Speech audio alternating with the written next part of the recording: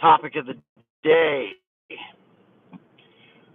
trust your gut and what it tells you when you receive communication from other people or you witness an action from someone else that doesn't feel right. So I explained to you, there's been a lot of times in life that I push stuff off and just move forward because I have a greater purpose around that thing.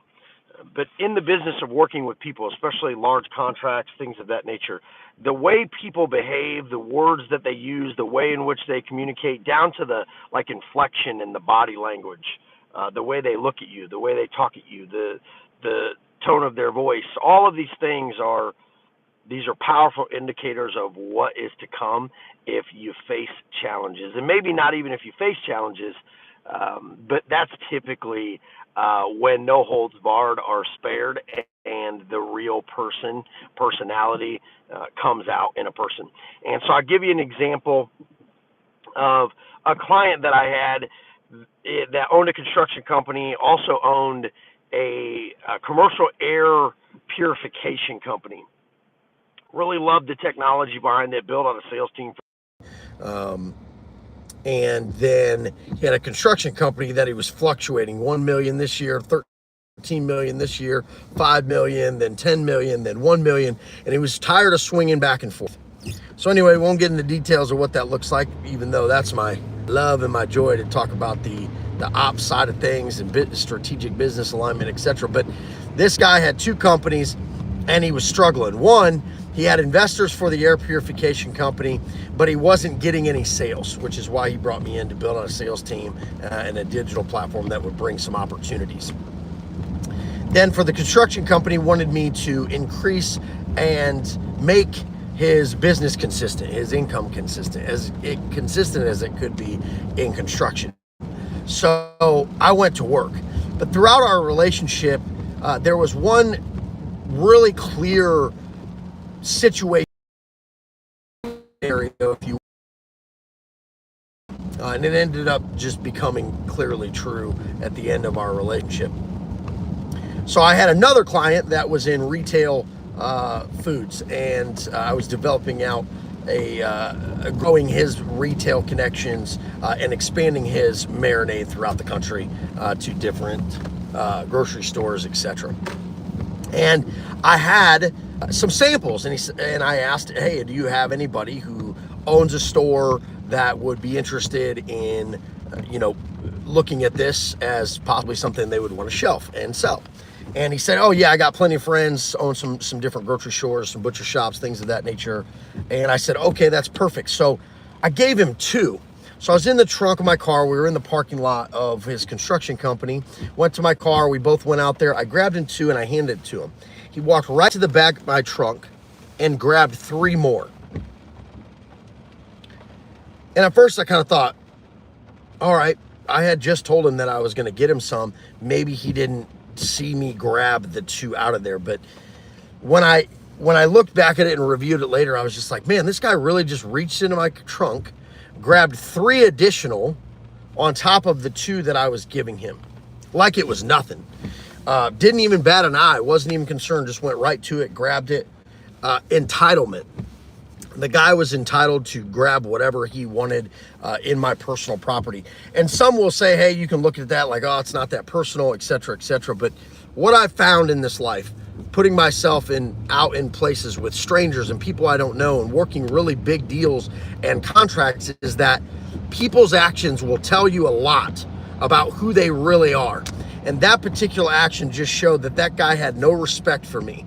And I thought I was overreacting about it after I thought about it. And then I thought, no, you know what? Like, I would never do that to somebody.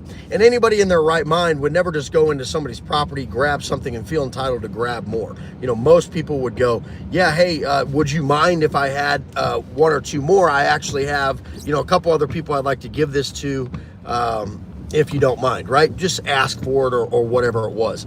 And so I thought, well, maybe I just didn't vanguard that right, and I didn't say that up front. But then I thought, I didn't need to vanguard the fact that I was giving him something, and he just went ahead and took more. and then entered my property like it was no thing. That's like a sense of ownership or dominance, or I'm better than you kind of mentality. And so be aware of that. The next scenario is I had a potential client that was also a friend of mine that wanted me to sell for his company. He's got a large HR company. It's growing very quickly. And, you could tell he's a little stressed out, couldn't find people for business development or to get into these. He's looking at $50 to $100 million companies. And so he contacted me and said, hey, I'm really looking for somebody to do this. And I said, well, hey, I'm happy to revisit this, but I have some other projects that I'm working on that may take me 60 to 90 days before I can engage with you. So I let him know that up front. And so we set a meeting to go over his business model, the things that he was offering, so his offerings, what that structure was look like, and then how I could best serve him in a strategic business development role as a contractor, right, through my company, Livish, my consulting company. That's what we do primarily, is business development and direct sales, and develop revenue streams for companies, among many other things, operational, marketing, sales, etc., building teams, all that. So he had set this meeting with me, and we were supposed to go over this meeting, and I told him I had the meeting right before that would determine whether I needed 60 to 90 days to hold off before I could really engage with this company, because I didn't want to commit to something that I would be distracted on. I would never do that with any client. If I'm not all in and I have the capacity to do it, I'm not committing to it. And so I told him that up front. Well, after the meeting, I got on the call and he says, hey, how you doing? Yada, yada, the small talk up front. And I said, well, hey, let me explain what happened in this meeting so that we know how we're going to move forward here, as I talked about before. And so I started talking about the company and what was happening with that company, what I'd be doing for them. And then just in short, and this was in the first 5 minutes, so it wasn't like a 20, 30-minute rant on what I was going to do for this company, but laying out the timeline and commitments that I had committed to this other company that would prevent me from giving him 100% focus on this relationship, potentially with doing some sales for him.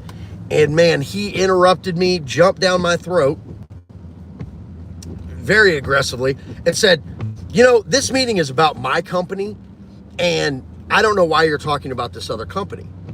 And at first I thought, okay, well, maybe I've offended him by talking about this other company. But then I look back and I go, no, I made it very clear that this meeting was going to be about what happened in the last meeting so that we could decide together if we wanted to move forward based on the timeline, which was going to be 60 to 90 days before I could commit to moving forward with anything for him. And man, he jumped down my throat, and I thought, you know what? That tells a lot about a person, because this is all about him and what he needs, not about having a open, clear relationship and finding out how it's going to work best for each other. So back to the overall message of the story. Watch people's body language when they communicate with you, even in the good times, especially in the good times, because you will pick up things in their body language, their tonality, the words that they use, and especially the actions that they take around you. If they're off-putting or concerning at that time, I promise you that if you get into a contractual disagreement or a disagreement about something, those things will come out times 1,000. And if a person is that way in just a normal situation, imagine what they'll be like in an intense situation where there's a lot of pressure and there's a lot on the line for them. So hopefully that adds value to you, but trust your gut on those things. Watch for people, the things they say, the inflection, their tonality, the temperature of their mood in a variety of situations. And if it feels off, it is off. Stay lavish.